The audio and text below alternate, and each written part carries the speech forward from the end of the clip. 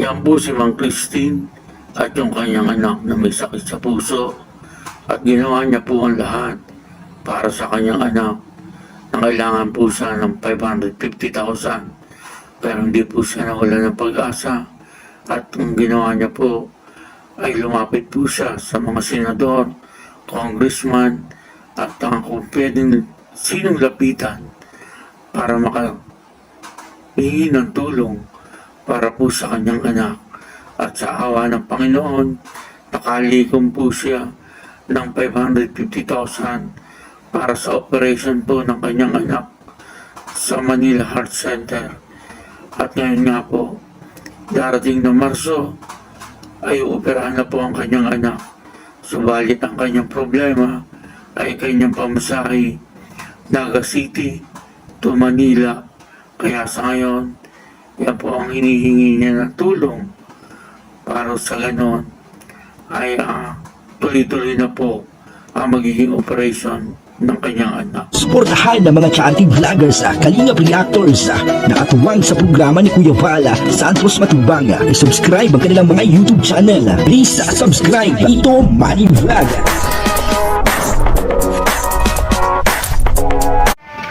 Magandang umaga, magandang tanghali at magandang gabi sa inyong lahat mga kapatid. Kung saan man kayo ng panig ng mundo naroon ngayon ay mag-iingat kayo palagi at nakapagpalain kayo ng ating Panginoon.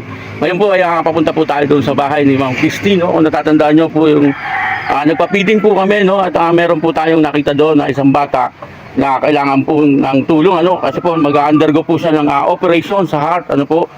At ito nga po, meron pong nagbigay, si Ma'am Rose Bass Official. Shoutout po Ma'am Rose Bass Official. Isang napakagaling na vlogger po yan, at nagpaabot po siya ng tulong kay Ma'am Christine, po. At ito nga po, nabibigay po natin sa kanya yung pera. At kung sino naman po dyan ang gusto pa pong tumulong, si Ma'am Christine ay open po tayo, Ito po, ito po si Ma'am Christine at ang hawak-hawak niya po yung gamot, Yan daw po 912 yung gamot na yan, maintenance po nito po, si ano ang pangalan niya? Hailey Quinn po. Hailey Quinn, po, at nakita po natin, pinakita po sa atin, yung kanya pong dibdib talagang parang namamaga siya, kasi ang kanya pong puso ay may butas, Kaya ito po iaabot po natin yung binigay po ni Ma'am Rose Bass Official sa kanya, na siyempre kailangan po makita rin na inaabot po natin yung pera, na sa ganoon ay pagkatiwalaan din po tayo ng mga taong tutulong. Ito po iaabot ko po yung kay Ma'am Christine, yan po Ma'am. Yan po yung tinulong ni Rose Bass Official. Ma'am, matanong ko lang po, ilang beses ka po ba pumupunta ng Manila for check-up? Check-up po. Ang huli po namin punta po doon nung nagbiyahe po kami ng December 6 po. Yung check-up niya po December 7. Tapos umuwi po kami ng December 8 po. Tapos may kung sino-sino po tinutuloy po namin doon, yung pinsan po ng papa ko, yung first cousin ko po. Kahit saan po kami doon, Bulacan, Makati. Ibig sabihin kahit saan kayo tumutuloy sa Manila o pa sa ganon, ay basta mapacheck upan nyo lang yung anak. Ganun kahirap ang dinaranas mo, Siyempre bilang isang ina, gagawin mo ang lahat. Pag galing po namin dito ng Naga po, diretso na kami ng Cubao, diretso na po kami ng heart center po. Tapos pipila na po kami dun sa... Hindi na ula kang tulog noon. Wala pong tulog, sa bus lang kapag... Paano yung bata?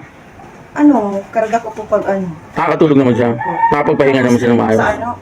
Sa ospital, pag nasa heart center na po kami, tulog po ang bata. Kasi pagod po sa Sa biyahe. Diretso na po kami. Kasi kung magpipila pa po kami sa pharmacy po doon. Halos kapag nakalikom na po ako ng yung para po sa operation, 550,000 po. Naliko mo? Opo, naghumingi po ako sa mga senator po, congressman, Bordado po.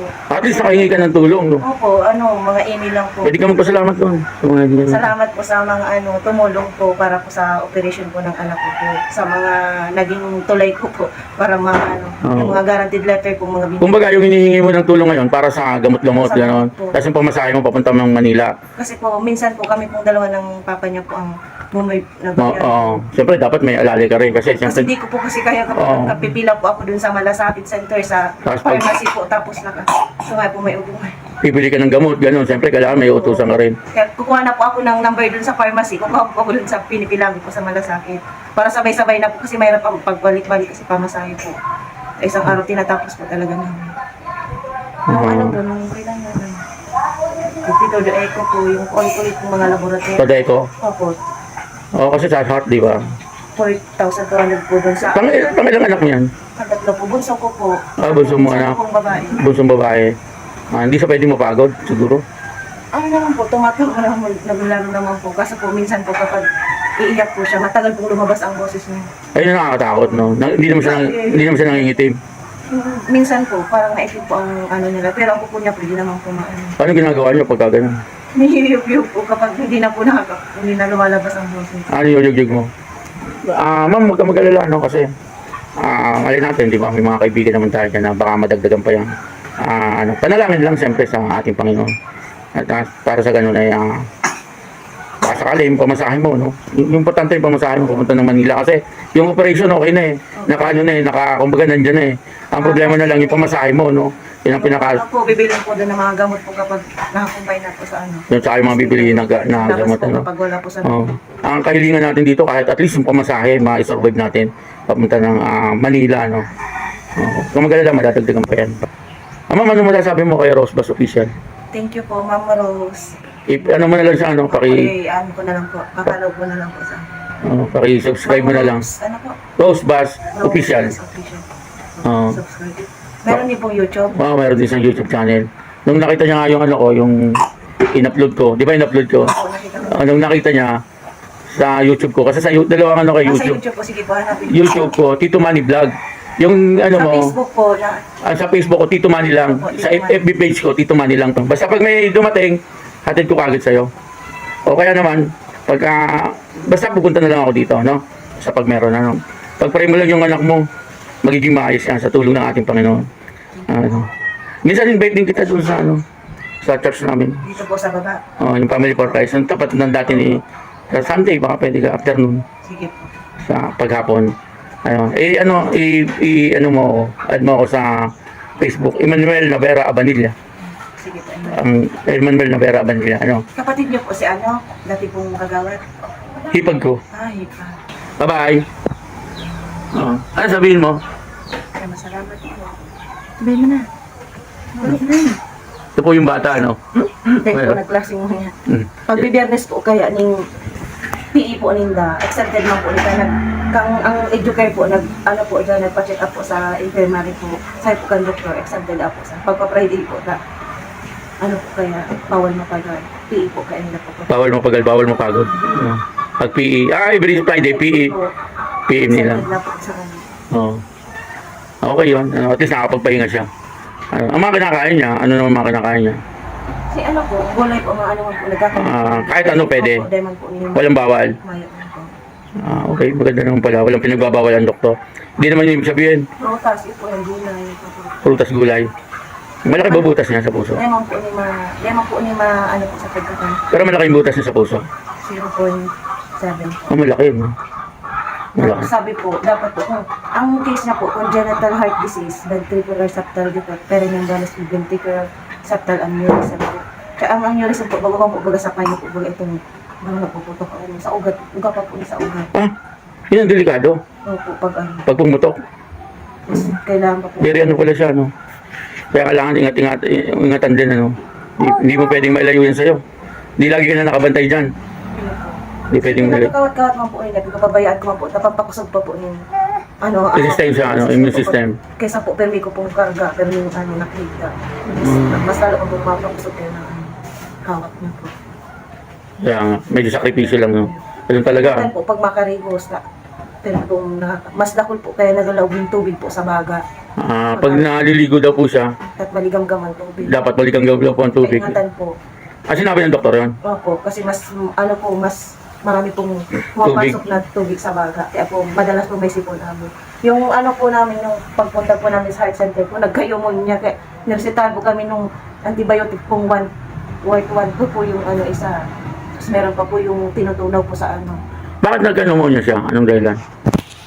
Ganun po talaga kapag may po sa puso, mas palagi pong may sipon o buro yung Palagi siyang may sakit. palagi pong sakitin po. Okay, mahirap, no? Mahirap din yung katayuan niya.